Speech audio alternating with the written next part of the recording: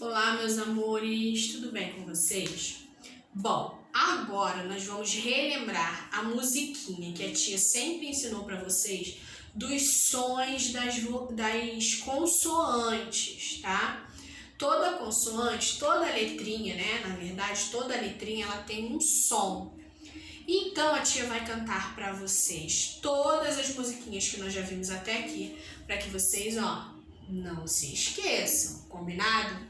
Vamos começar com a musiquinha da consoante B, tá bom? Letrinha B. Vamos lá?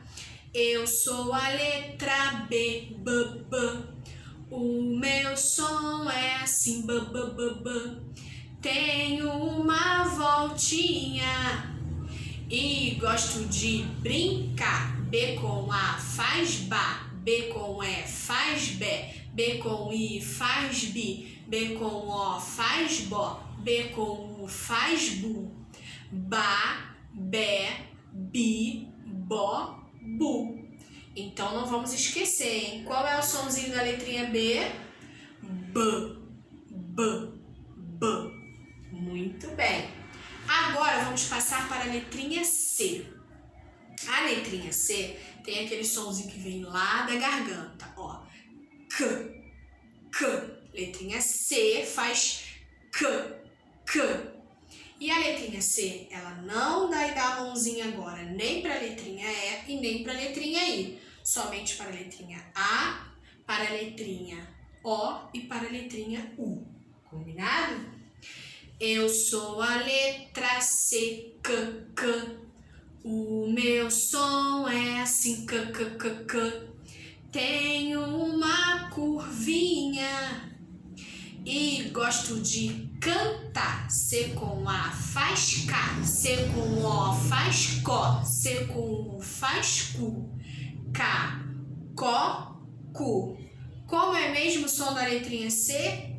K, K, K. Não vão se esquecer.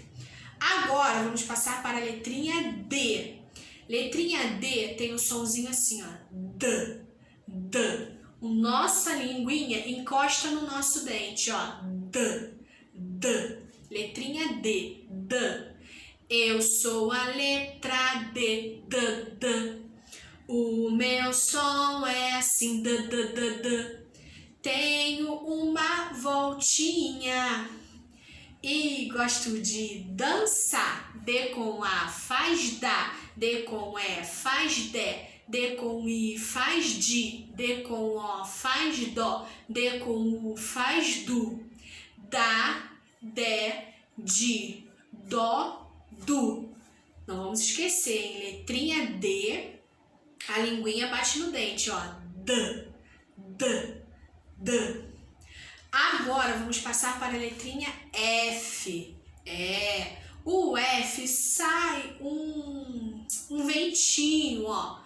O barulhinho da letrinha F sai um ventinho da nossa boca, assim, ó. F, F, F.